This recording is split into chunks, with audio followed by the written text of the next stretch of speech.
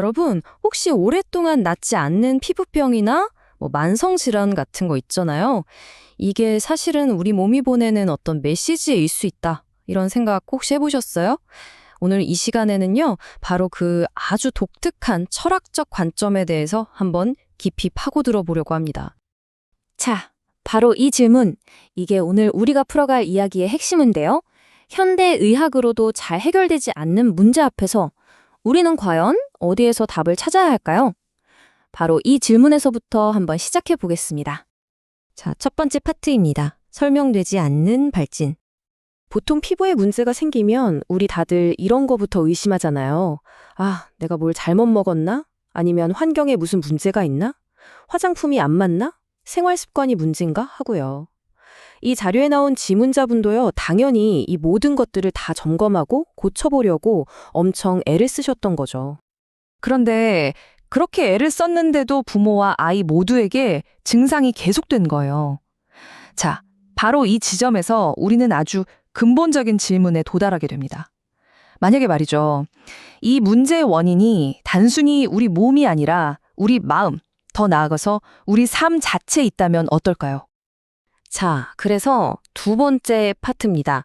신체적 면역을 넘어서 이 철학적인 관점에서는요, 우리에게는 또 다른 종류의 면역이 있다고 말합니다. 바로 내면의 면역이라는 거죠. 우리는 보통 면역력이라고 하면 좋은 음식 먹고 운동 열심히 해서 키우는 신체적 면역을 떠올리잖아요. 바이러스나 알레르기 같은 외부의 적으로부터 우리 몸을 지키는 거죠.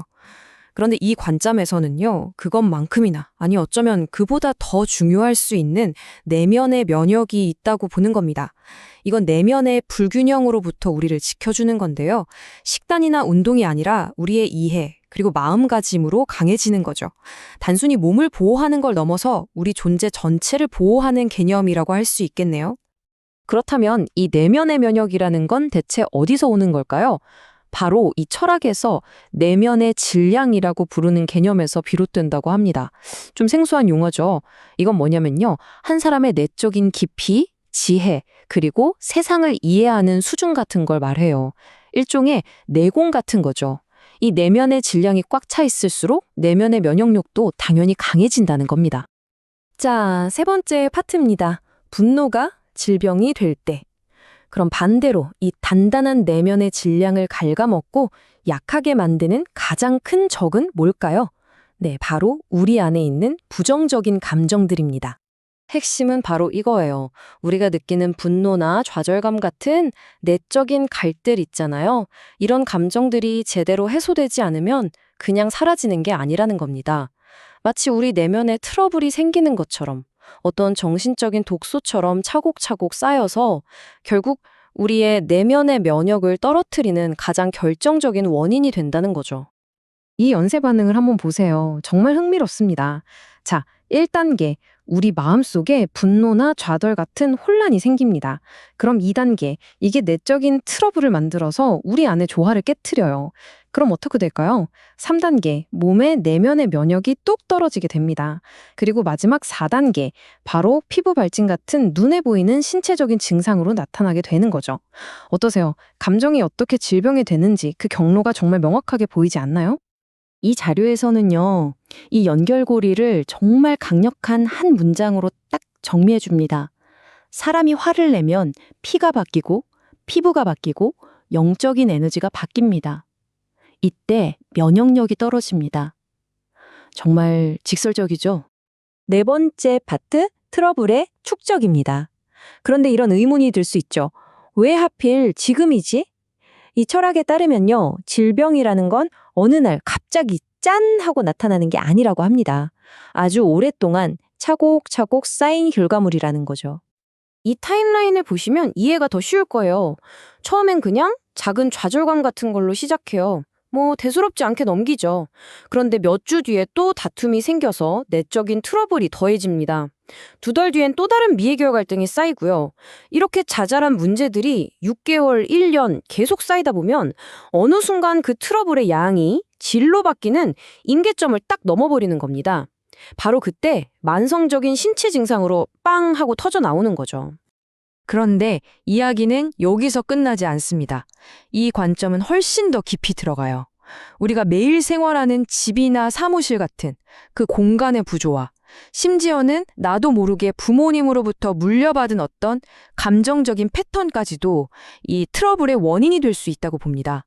그러니까 문제는 생각보다 훨씬 더 뿌리 깊은 곳에 있을 수 있다는 이야기죠. 자, 그럼 이제 해결책으로 가봐야겠죠? 5번째 파트, 온전한 사람을 치유하기입니다. 원인이 이렇게나 복합적이고 깊다면 당연히 해결책도 달라야겠죠? 단순히 증상만 없애는 게 아니라 그 사람 전체를 온전하게 치유해야 한다는 겁니다. 여기 2가지 접근법을 한번 비교해 볼까요? 왼쪽에 일시적인 해결책은 약을 먹거나 지압을 하거나 해서 당장의 신체 증상을 완화시키는 거예요. 잠깐 편해지죠. 하지만 오른쪽에 지속적인 해결책은요, 아예 내 삶 속에서 그 병의 뿌리가 된 원인을 찾아서 그걸 다루는 겁니다. 근본적인 패턴과 마음가짐을 바꾸는 거죠. 하나는 그냥 잠깐 연기만 없애는 거고, 다른 하나는 불이 난 원인을 뿌리 뽑는 거라고 할 수 있겠네요. 당연히 문제가 재발할 가능성도 완전히 달라지겠죠. 그래서 이 철학이 제시하는 궁극적인 치유법, 그 최종 해답은 바로 이것입니다. 이 강력한 메시지를 한번 들어보세요. 최고의 치유는 그 사람이 살아가는 방식을 바꾸도록 돕는 것입니다. 똑같이 산다면 같은 병은 다시 돌아올 것입니다. 결국 진정한 치유는 약이 아니라 바로 삶의 방식을 바꾸는 것에서 시작된다는 거죠. 자, 오늘 살펴본 이 굉장히 흥미로운 관점을 4가지 핵심으로 한번 정리해 볼게요. 첫째, 건강은 단순히 몸의 문제가 아니라 몸과 마음, 삶 전체의 총체적인 조화를 반영한다는 것.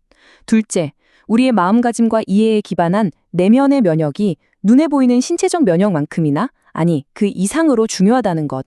셋째, 만성적인 감정의 혼란, 즉 내면의 트러블이 쌓이면 결국 신체적인 질병으로 나타날 수 있다는 것. 그리고 마지막 넷째, 그렇기 때문에 지속적인 진짜 치유는 불균형을 만들었던 바로 그 삶의 패턴을 바꾸는 데서 시작된다는 겁니다. 오늘의 이야기는 이 마지막 질문을 여러분께 던지면서 마무리하려고 합니다. 한번 진지하게 생각해 보세요. 만약에 지금 여러분의 건강이 그저 우연히 당신에게 일어나는 어떤 사건이 아니라 당신의 삶 전체가 당신에게 보내는 아주 중요한 메시지라면 어떨까요? 그렇다면 그 메시지는 과연 무엇일까요?